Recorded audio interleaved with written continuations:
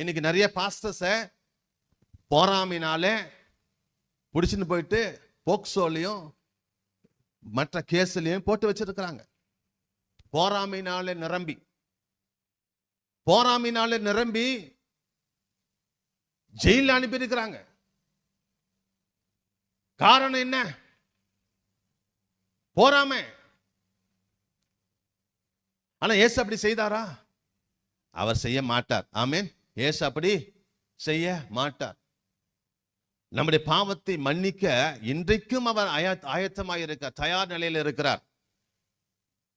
யார் ஒருவன் ஏசப்பா என் பாவத்தை மன்னிங்கப்பா அப்படின்னு சொல்லி யார் ஒருவர் வருகிறார்களோ அவர்கள் பாவத்தை இயேசு மன்னிப்பார். ஏன் சொன்னா அந்த பாவத்தை மன்னிக்க கூடிய சக்தி அவருக்கு மட்டும்தான் இருக்கு, மனுஷனுக்கு கிடையாது. மனுஷன் மன்னிப்பன்